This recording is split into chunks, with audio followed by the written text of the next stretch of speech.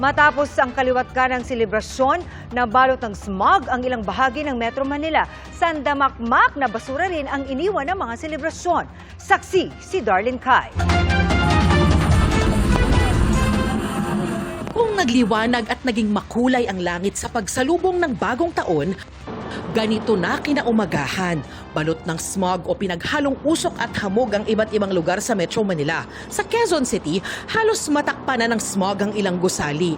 Malabo ang paligid, tulad sa kuha ng isang motorista sa Commonwealth Avenue kaninang alas 9 ng umaga. Batay sa monitoring ng Environmental Management Bureau ng DENR sa kalidad ng hangin sa Metro Manila, as of 4 p.m. umabot sa emergency level ang air quality sa North Caloocan at Makati.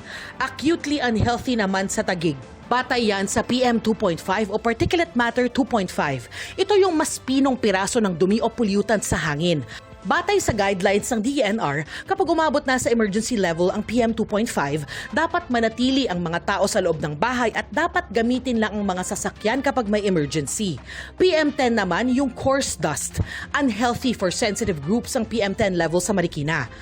Halos pareho ang datos na nakuha ng Swiss research firm na IQ Air. Umabot sa mapanganib na level ang hangin sa ilang lugar sa Metro Manila tulad sa Taguig kaninang alas 7 ng umaga. Very unhealthy o lubhang nakasasama sa kalusugan ang hangin kanina sa Pasay City. Bukod sa Metro Manila, naobserbahan din ng Pag-asa sa kanilang field stations ang smog sa Central Luzon. Pero posible raw yang mawala bago matapos ang araw, lalo kung umambon o umulan. So marami po tayong emission po ng mga particulate matters na galing po sa mga paputok, and also yung mga usok. Ito po yung nagpo-cause bakit medyo nagkakaroon po ng reduction sa visibility sa ilang bahagi po ng ating bansa. Maaari po sila maka-experience ng mga light rains na possible po na mag-wash out doon sa mga areas po na medyo mataas yung concentration ng air pollutants. Paalala ng Department of Health, seryosong banta sa kalusugan ng maaaring idulot ng paglanghap ng particles sa hangin o alikabok.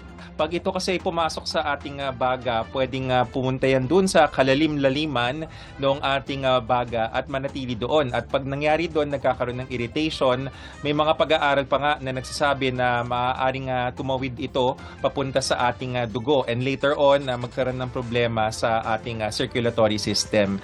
Kung nasa loob ng bahay, isara muna ang mga bintana at pinto. Mainam din daw maglagay ng basang tela sa mga siwang. Kung lalabas, maiging magsuot ng face mask. Ideally, gumamit tayo ng N95 mask. Kung wala naman, kahit pong anong medical mask or mga tela na basa, pwedeng itakip natin. Isa pang banta sa kalusugan ang sandamakmak na basura na mula sa mga paputok. Tulad sa kanto ng Central at Visayas Avenue sa Quezon City na pinagtulungan ng mga tagahakot sa dami. Sa Samar Street, maraming nagkalat na pabalat at papel ng paputok. Sa bahagi ng Maynila, madaling araw pa nagsimulang maglinis ang mga street sweeper. Pati mga residente at tauhan ng barangay tumulong din sa paglilinis. May mga nahakot din na basura sa tondo. Bayanihan din ang diskarte sa Samson Road sa Caloocan para mas madaling makolekta ang mga basura. Para sa GMA Integrated News, Darlene Kai ang inyong saksi. Mga kapuso, maging una sa saksi. Mag-subscribe sa GMA Integrated News sa YouTube para sa iba't ibang balita.